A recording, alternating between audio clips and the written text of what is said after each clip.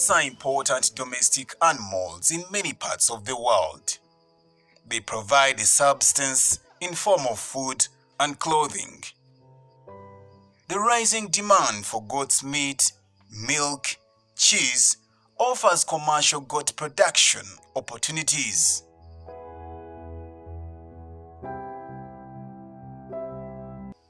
Goats are also wonderful to raise for pure enjoyment or hobby. Mr. Joseph Sebabi is a Ugandan farmer who walks with a swagger after realizing a fortune in rearing goats.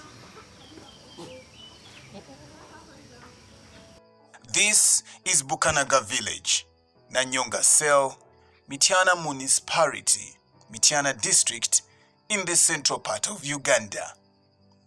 It is home to close to 500 people, and among them is 55-year-old Sebabi, who also doubles as the chairman, LS1. Mr. Sebabi is an exceptional farmer. He deals in goats rearing, banana farming, and coffee growing together with his wife. He started with only 2 goats as a donation from a 10 rural initiatives and response outreaches, ERIRO, which he has replicated to 100, and he sells every excess. He gave me 100 seedlings of coffee, 20 banana tissues, and 2 goats which I started with.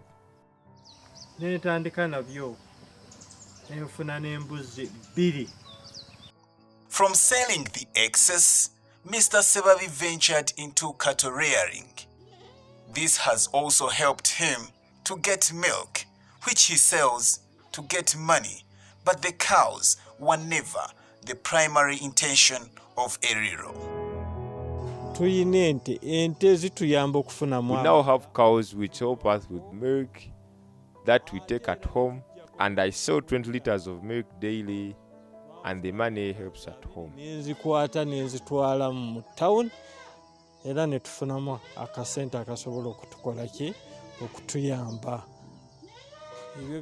We thank God we are alive, we take milk, and we also earn money.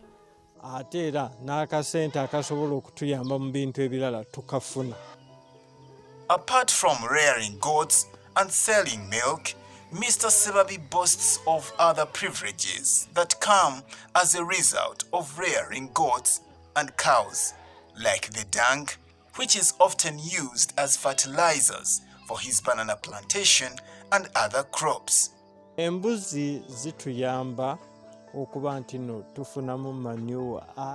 Goats give us manure which fertilizes our coffee and banana plantation to get better results.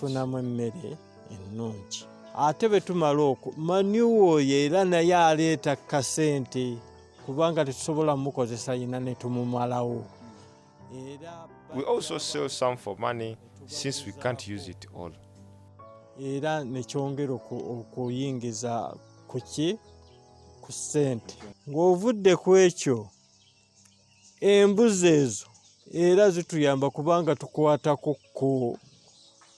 At least we also slaughter 1 goat a month, and we enjoy some goat's meat. Mr. Sebabi's wife is grateful for the initiative that has seen them grow from a grass-thatched house to a permanent building, which was never a dream close to her life. Nkale emabegeri twali bubi, twali mu kayumba kabi nawe wali okalaba ng'akamu kasubi, akamu kabutegula katonya, naye kati twasobola okuzimba ne tubeera mu mbeera eyo. She is also a proud parent, having instilled animal rearing skills into her children. Abaana bange abamu basomye nakuba bakomye mu kkubo, naye kati balina kye bwe beetuusizza kubanga buli omu yeetakulira. Pozi ono omuto akyasoma, balima era bwe baba bazze tulima nabo era tulunda nabo. Embeere emiganyulo gye bafunyeemu nti no abaana bafunye skill eyo kubanga kati buli The kids have gained from attaining the skill, balabye ku kye tukola nabo ne bagenda ne batandika kugeza nti nno omwana omukulu kati ayina olusuku lwe. they have seen what we do and they as well kicked off. For example, my eldest son has a banana plantation, coffee, and goats using the same template from their parents. Ne beeyimirizaawo. Mrs. Sebabi's home does not only empower their children, but also the youths who work as shamba boys on their farm. Nali nsoma ebyokusoma ne bitangendera bulungi. I failed at school as a student. My parent then told me to drop it, that there was a crucial job for me to do in Mityana. It was about managing and milking cows, which I did not know. Ne bambuuza omanyi okukama. Kale kwegamba ngenge gye nali njagalamu omulimo ne mbagamba nti njagala. Lwatuuka eno ne bangezesa ne balaba nga sisobola. Ne mbeerawo mukama wange. My boss started training me and I eventually learned, hence taking full responsibility. Kati ye tagenda kukola ki kuddamu kubeera mu nte ezo fe abazivunaanyizibwako. Mr. Sebabi and wife are positive, living with HIV and AIDS.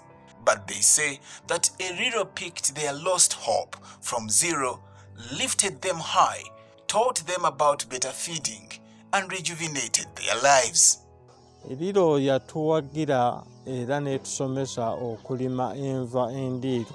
Elilo taught us and trained us in growing vegetables, which are important to our health. Nga era enva ezo tuzirima buli member. So every member in Bukanaga HIV social group was required to have a vegetable garden. Enkolagana gye tulina mu kibiina. Our social group was started as a way of adherence to medication for people living with HIV for knowledge empowerment. Omuntu buli omu agenda ku lulwe. Naye kaakati olw'enkolagana gye tuyina nti nno twajjamu omuntu omu. Before, we would go individually to pick ARVs, but at the commencement of this group, we started identifying one to represent us. But this is rotational on a quarterly basis as we go in turn so that each one's viral load is kept in check. Okukola viral load. Kati baba beetaaga okugenda nga batutunulako omuntu n'abanga ataabulayo. Mr. Samuel Chambade is the founder and team leader of Eriro. He is proud of Mr. Sebabi having exuded a great example by turning 2 goats into 100, 20 cows, and happily living positive with HIV, which was never the case 10 years back. Emirimu tugikoze kumala ebbanga eriwerako. We have done this work for a while, and I'm also a child of this village, Bukanaga, Nanyonga LOC1, Mityana Municipality, Mityana District. Naye ng'ekyasinga okunsikiriza okuleeta ekirowoozo kino kyali engeri gye twakuzibwamu. Ffe kennyini twakulira ku kyalo kuno nga bwe ŋŋambye, ate ekyalo kiriko ennyanja. Akati bannaffe be twakula nabo. What inspired me was the mushrooming school dropouts among my peers because of the Lake Wamala, which attracted them for quick money. Mangu. Naye ffe bazadde baffe era mbeebaza baafaayo nnyo. For us, our parents were hard enough and kept us in school, which I'm so thankful. Kakati embeera y'abannaffe abamu gye twalabako ey'okubanga tebaasobola mu kufuna mukisa gweyongerayo nga basikiriziddwa ennyanja kyandeetera okulowooza.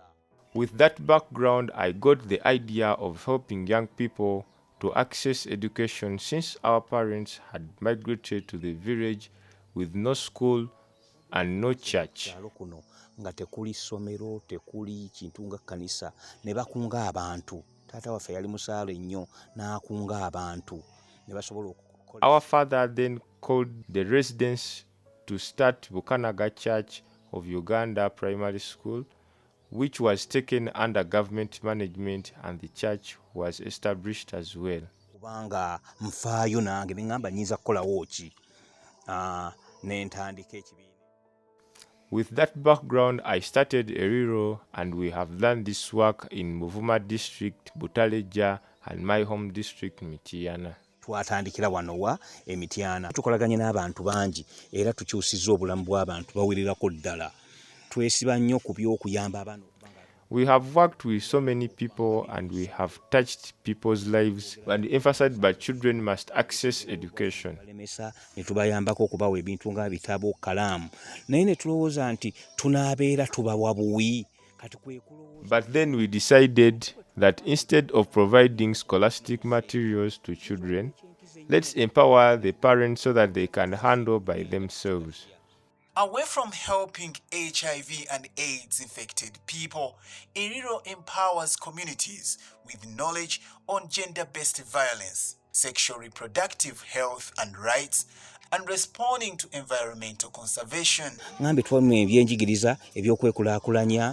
We are into thematic areas like livelihood, GBV, stroke SRHR, HIV/AIDS, education, environmental conservation. Response to climate change. Mr. Erisa Semanda is the patron of Eriro. He explains why Eriro was started in this village. The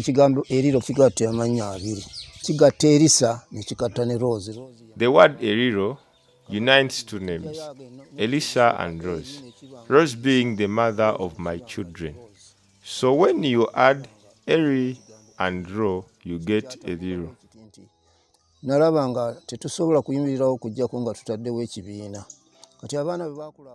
I observed that we would not achieve much without such an initiative.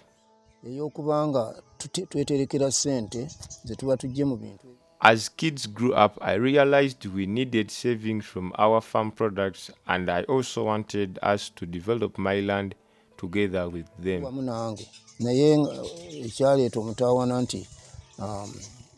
But after growing up, they created branches, hence a Tendo, rural initiative, and response outreaches.